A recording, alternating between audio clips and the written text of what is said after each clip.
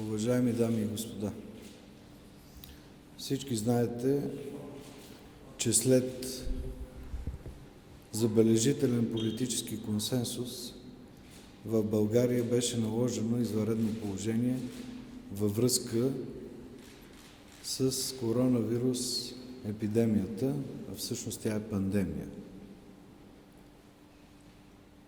В нашата страна са регистрирани 41 случая на коронавирус инфектирани.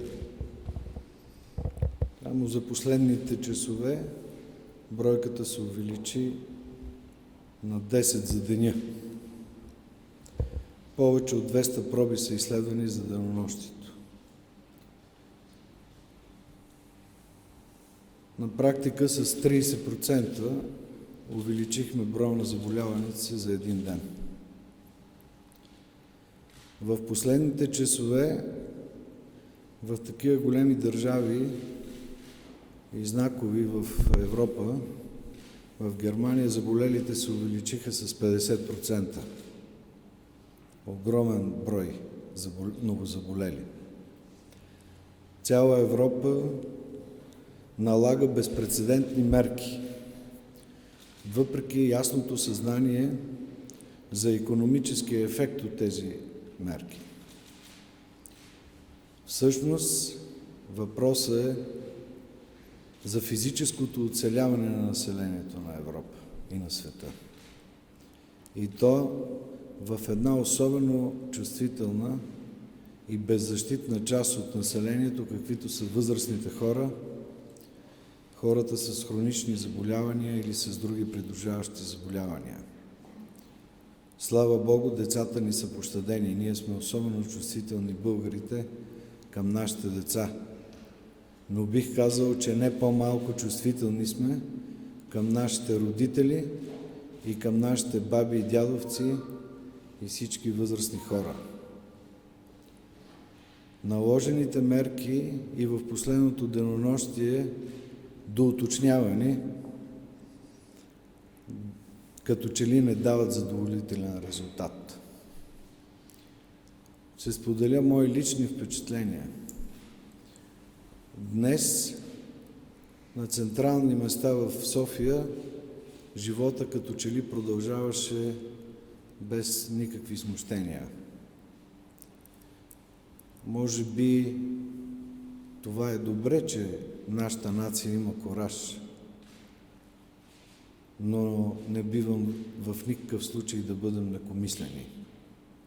Към нас се задава една епидемия, която е с невиждана ярост досега в човешката история.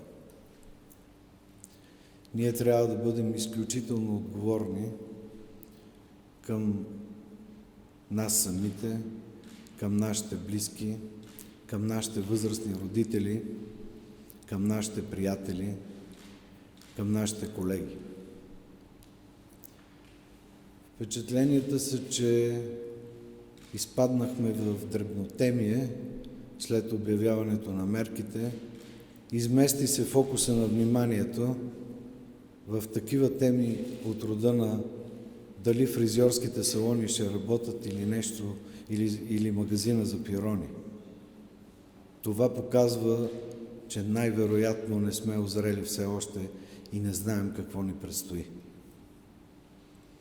Предстоят ни времена на изпитания, които не са само икономически.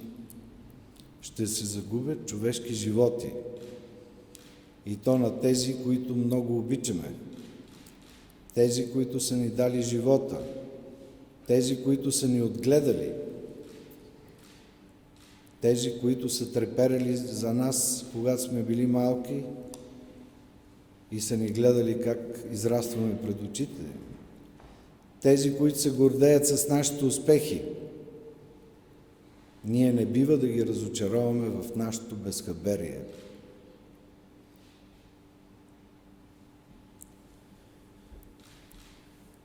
Уважаеми дами и господа, с цялата отговорност стоя пред вас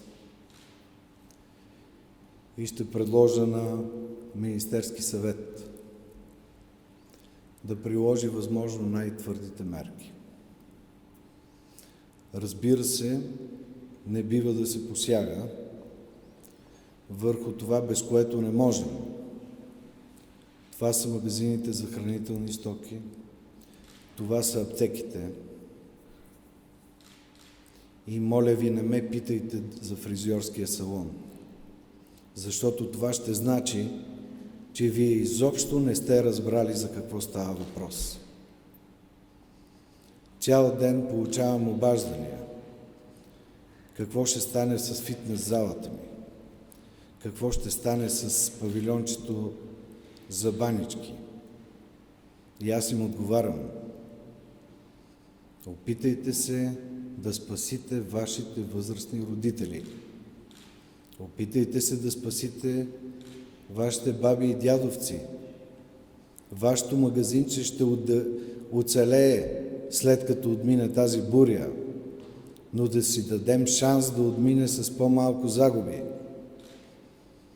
Фокусът на всичко това, което се прави, на мерките, които се взимат, е, че трябва да намалим яростта на това, което идва към нас, да снижим кривата, да може и здравната ни система да оцелее,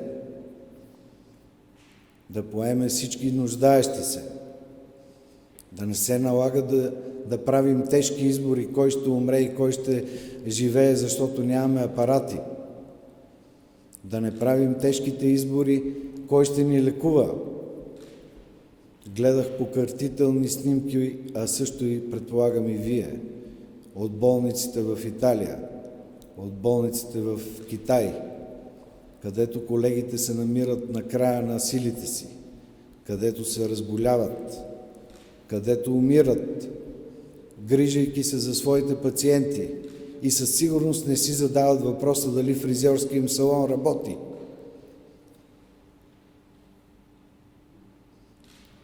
Осъзнавам цялата си отговорност, след като казвам това, което чухте. Благодаря ви за вниманието.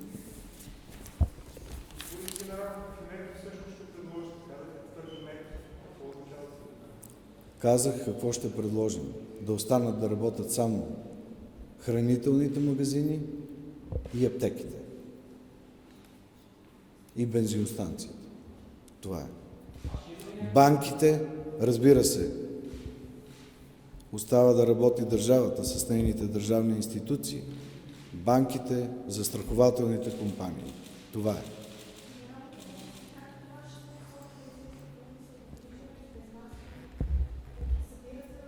Знаете ли колко трудно ми беше да изляза сега тук?